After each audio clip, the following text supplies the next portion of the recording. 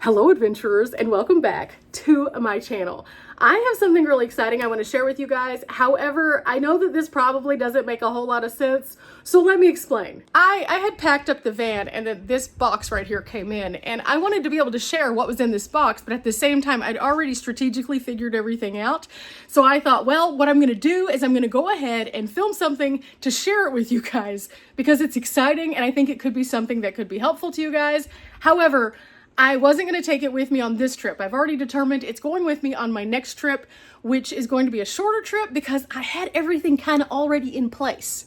So with that said, I have something interesting to share. It's this guy right here. Now, as you guys know, I test out a lot of power stations on the road, and in doing so, I have different goals with each one of them in order to share them with you all. Now, one of the things that I always try to do is show you an unboxing so you can see what the item is, and if you are interested, it can kind of get your brain tingling on if this might meet your personal criteria on what you're looking for. Now with this one is something that's going to be a smaller power station, and so I'm very interested to see how it's going to work and see if it can replace my 300 water that I currently travel with pretty frequently. So with that said, let's unbox and find out more. This guy right here, this is the power station in question. You can see it's small but mighty. It has a little handle, a few different outlets, and up here in this corner you can see that it is a tent camping recommended power station. So, since I have tent camped in the past and I have Vanlife, they wanted me to check it out, show it to you guys, give them some honest feedback. So that's what we're gonna do today. Now, as always, I will leave a link below. However, don't ever feel pressured to purchase anything just because you've seen it on my channel. I'm gonna take this thing around, I'm gonna beat it up a little bit, I'm gonna use it quite a bit, and then I'll do a follow-up video sometime in the future, or I'll give updates as I'm using it so you can see a little bit more. Again, this will not be on my channel, however, with the exception of this unboxing, until after I have returned from my trip to see my friends up in Montana. I'm going to be going there first, and then after that, then you'll see this all start to be used when I come back to Texas and then go off again to my next destination, which I'm not going to tell you guys where that is just yet, but it's going to be super fun.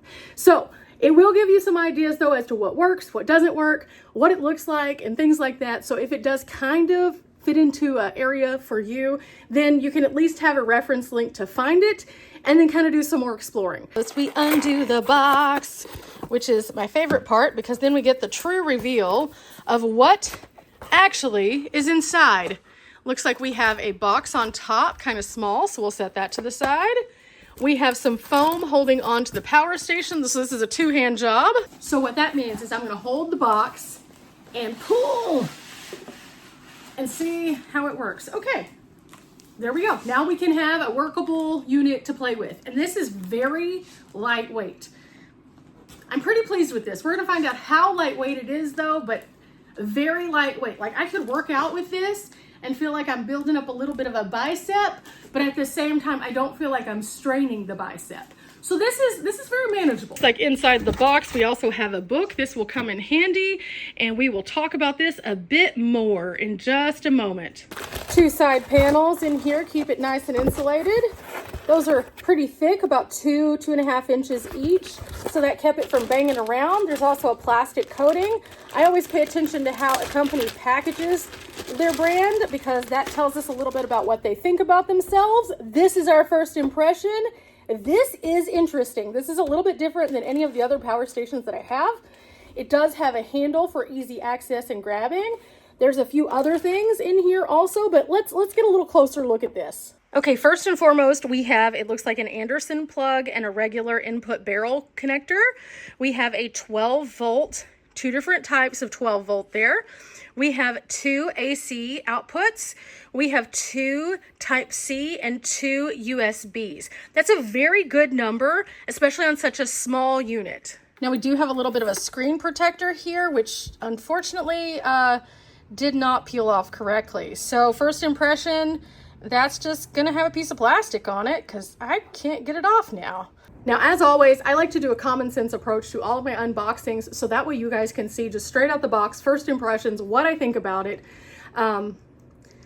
Sometimes just weird stuff happens. Sometimes things happen in shipping that make the plastic stick on different. That is not a deal breaker, but if anything else weird comes up, don't worry, we'll talk about it, because that's why I do these videos.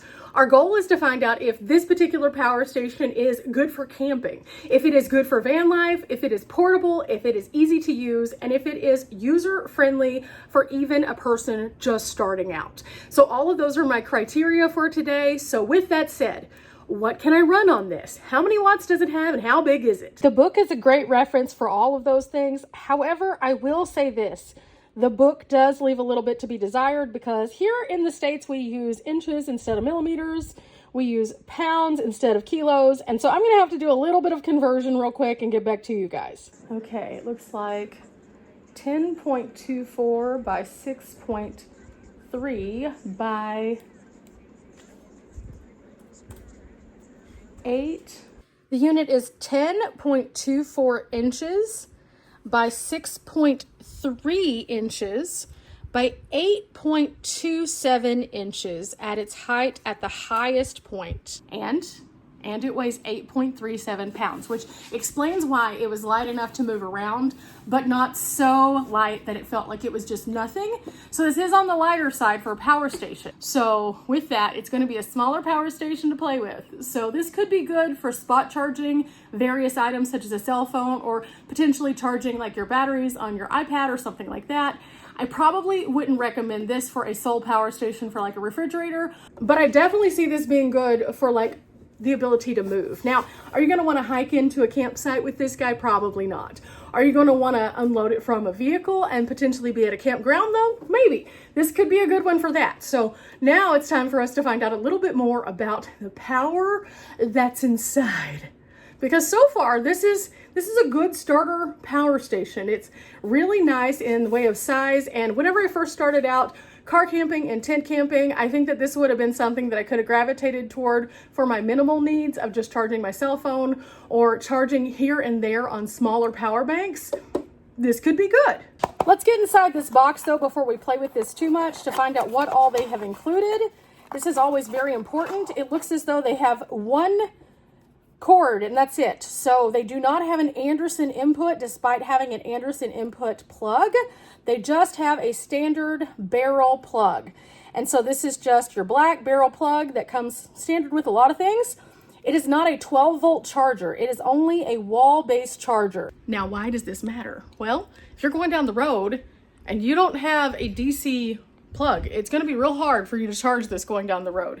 Now, if you're using this as just like a one-time spot thing where you're having a campsite that might have a plug-in, okay, it works. It works just fine. But that is something to consider if you're going to be fully nomadic or on the road all the time.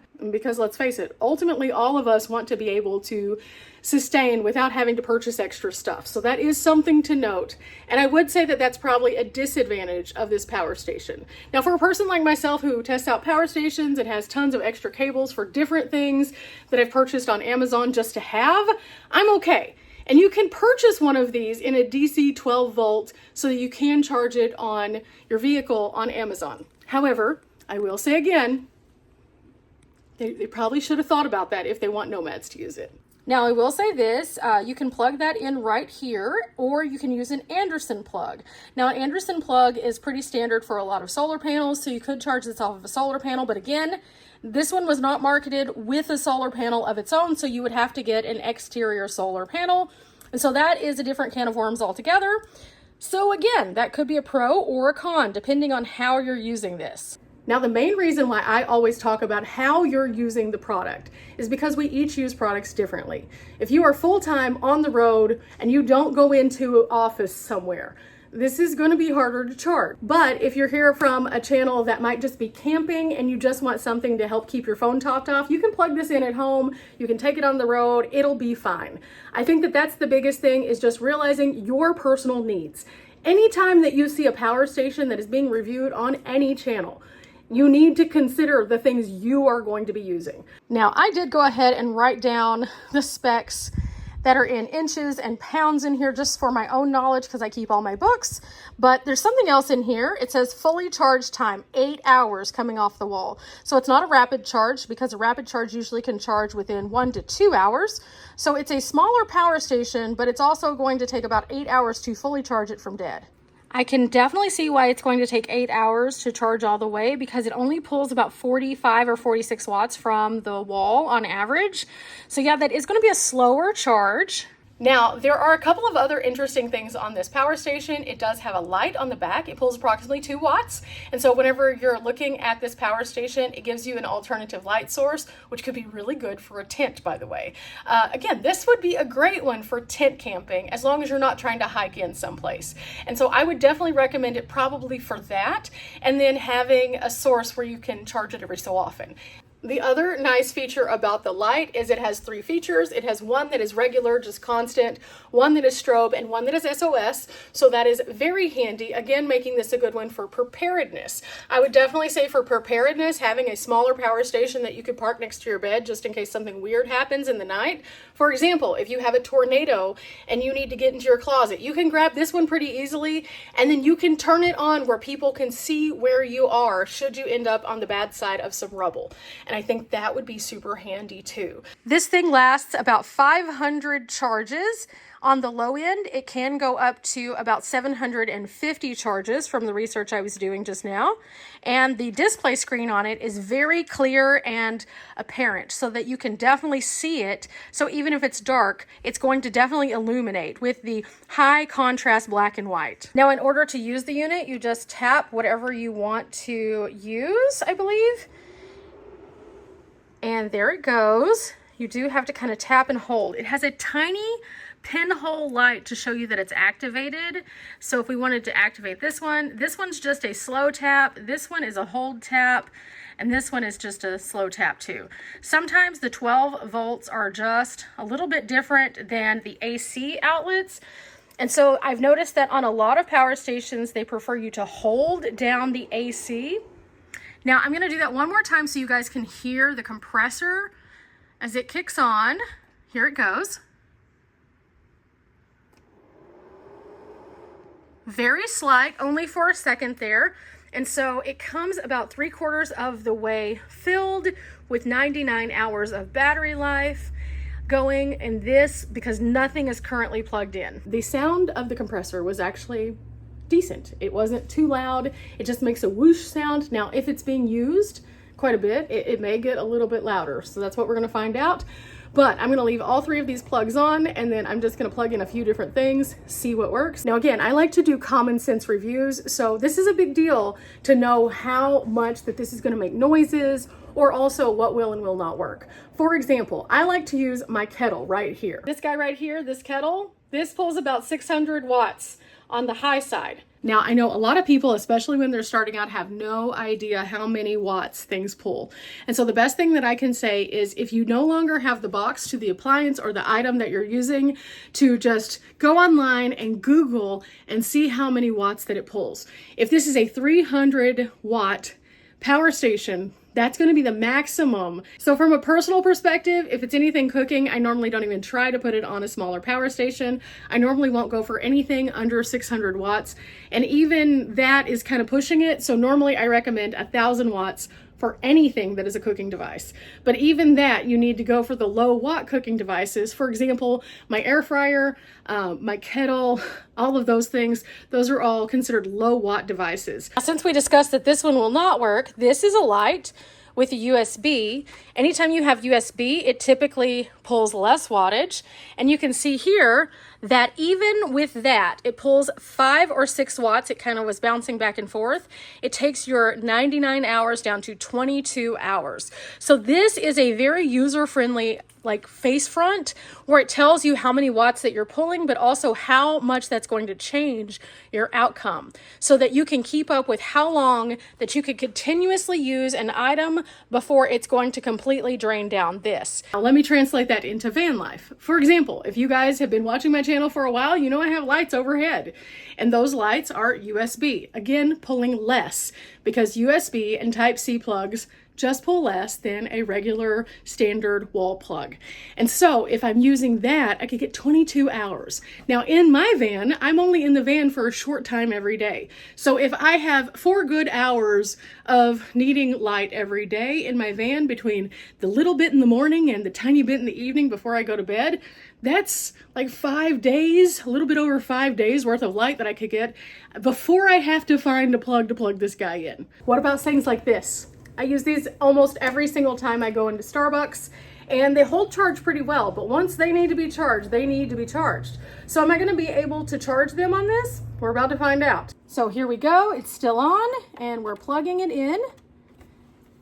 And for just these, it pulls 1 to 2 watts, meaning that these are super efficient. And that's one of the things that you'll notice about a lot of electronics is they are more efficient. Now on the low side of this, if it pulls 2 watts, we drop down to 66 hours. So if these are pulling 2 watts, and that drops us down to 66 hours of continuous charging. Guess what? We're not going to actually have to charge these for 66 full hours. Think about your cell phone. Whenever you plug your cell phone into something, you don't have to just leave it there for days.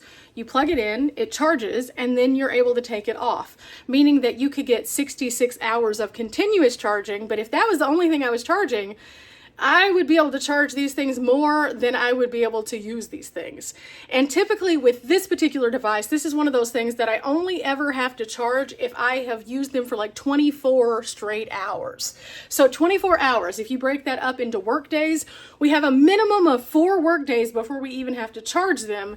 And then these things charge in like 1 hour, which means I would still have 65 hours of charging. Meaning that if I was only charging the headphones, I could probably get by without charging this for a very long time. However, that's not what we're doing today. We are testing this out, so we now have the light going with this. And you'll notice that drops us way, way down. When it combines forces, we're pulling 9 watts, which means that if we had both of these charging continuously between 9 and 10 watts, we could get 13 hours of charge off of this one battery. And again, because we would be using this more than we would be using this, we could probably at some point take this one out and say, okay, that's going to change our number. And then it bumps right back up. So the moral of the story is if this was fully charged, it would definitely get me through some things, that's for sure. And I think that because of the portability and lightweight nature of it, it is a good smaller power station. However, again, I always like to look at things from varying perspective. Not having that DC charger is kind of a weird one because, again, if you're traveling, that's kind of important. So you would have to make that additional purchase, which is a big no in my opinion. But if you already have something that would work with it, with an Anderson plug, a solar panel, or something like that, that could be a great secondary power source to complement a bigger one. I wouldn't say that I would make this your primary power source. Again, if you're trying to run a refrigerator or anything like that, it's not designed for that. But for camping, great. Tent camping, even better, as long as, again, you're not hiking in. There's a couple other things, though, I have to say about this guy that I noticed right out the box. If you've watched my channel for a while, you'll notice this is a pet peeve of mine. There is no plug cover here. That is a problem, and a lot of people have given some great suggestions. However, I have done a lot of testing, and over time, I've noticed any power station that does not have a plug cover, especially one that I'm not going to be constantly plugging something into that port, it starts to get a little bit of that like nasty rustiness to it, and that can be pretty bad because that can ultimately cause that particular port to short out. Now there's a lot of options. You can order plug covers and you can 3D print them. Lots of you guys have said that. However, again, I'm just sharing with you what's in the box, and if it's not in the box and you have to pay more, then that defeats the purpose of some of these lower prices of some of these power stations. So I wanted to share that with you. Now, with that said, we've gone through this entire review and you've noticed I have not mentioned the company's name whatsoever. Why? Because they didn't put it on any of their stuff, which leads me to believe that this particular power station, while it might be good, is probably private labeled. And that's okay. There's a lot of great ones out there that are private labeled. But one of the things that I've noticed is whenever people don't put their name on stuff, that's harder for us to have like that response. So let's go look around and see if we can find it in the fine print somewhere. Not on the front, not on the side. Maybe it's back here. It just says portable power station model DW60S. Still no company name. Here you go, guys. That's the name of the company. Bailibatt. Bailibatt. Bailibatt? Bailibatt? I don't know. I found it. It was on the very last page of the book. That's just not super convenient. Okay. Now I know you guys are probably thinking, why are you even showing us this? Well, like I said, I test out a lot of things just to see if they're good. And so I'm not going to not allow this company to at least reach out and say, hey, try it out. I also want to give an honest review, and that's why I break these things down the way that I do, but I also continue to use them. Now, just because something is private labeled does not mean that it's bad. It could be made by a bigger manufacturer who makes the big names also. And so that's why I always give things the benefit of the doubt to try them out. And you're probably saying, but Bunny, why? Why would you show us this? It's because realistically, there are a lot of things out there that are more accessible brands with more accessible price points.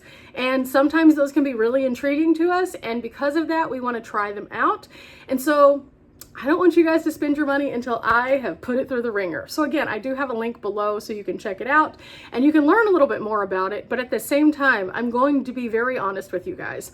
I think that that's one of the things that I have built my name on here on the internet, is having integrity by showing you the honest to goodness truth and then following up. And so as I do this, I'm going to show you if it's good. I'm going to show you if it's bad. We'll see what happens. But again, that won't be happening until my very next trip. So don't judge something just because it's not one of the big five out there, you know? It could be good. A lot of times whenever we go to retailers that are local, like Harbor Freight or Walmart, or any of those like tool shops that are just in random town in Nebraska, we find power stations because more and more people are seeing that it is important to be prepared and to have things. And so I'm not going to discriminate against one just because they're not one of the big brands. I'm going to try it out. At the same time, that's also why I always say to you guys, though, let me try it out. Let me see what's happening with it before you invest your money, because I don't want to see you guys out there investing, going towards your adventures and getting excited and then it not work. I would feel really bad if that happened. So I'm going to continue to beat this thing around, and then I'll tell you what I think about it either after I've returned from my trip and gone out on a few little side quests, or after I take it on a long trip. Okay, I have a follow-up which may or may not impact your thoughts on this whatsoever. Yesterday, after I plugged this in, it took about 2.5 hours to get this final little brick on the battery. So 25% of the battery took about 2.5 hours. That is on par for what the book said. There are a few things, however, that weren't clearly differentiated in the book or on the packaging whatsoever. This is a 293 watt hour battery. It is advertised online as a 600 watt battery. It also is advertised with its logo and branding on the unit. But again, the logo and branding is nowhere on the unit whatsoever, which isn't that big of a deal just for the namesake to be on there. However, that does lead me to believe that this is definitely a private labeled item or a dropship item. And with that, that means a few things. That probably means that our customer service is not going to be there quite the same as it might be for one of the bigger brands. So that's something to think about. However, this is also an Amazon-based product, so the Amazon return policy would apply to it if you had an issue. With that said, Amazon recently changed some of their return policy, and that could impact, if there's an issue with it, you being able to get a full refund. So I just wanted to put that out there because, again, I like to be super honest in my reviews. So far, it's hanging out and doing pretty well in the actual usage, but those are all valuable pieces of information that I always like to share with you guys, just to be honest. Here's a nice fact. You can actually through charge with this one. Sometimes you can't through charge with power stations. This one, I have it plugged into the wall. You can see that it is clearly charging. At the same time, I have this guy on. So you can through charge. That is a big glowing positive. We're gonna see what happens. It's gonna be a wild ride. But until then, I hope you guys are at the point of enjoying the adventures. I'm not exactly sure where you're at in the series of where I'm going, but I've got some plans and I can't wait to share all of them with you. So I know this video is a little bit weird, but you know, sometimes it just happens that way. It is what it is. I'm probably gonna have one more of these kind of unboxings because I had some products arrive before I was really ready to talk about them. And so I'll just kind of share them with you. And then as we go, we'll see what happens. We'll see what happens. Who knows? It'll be fun. But remember, guys, we're not here for a long time, but we are here for a good time. I'm about to have a good time, and you guys are going to continue enjoying all the adventures. But remember, guys, we're not here for a long time, but we are here for a good time. This is about to be a real interesting journey that we're on. I can't wait. Bye.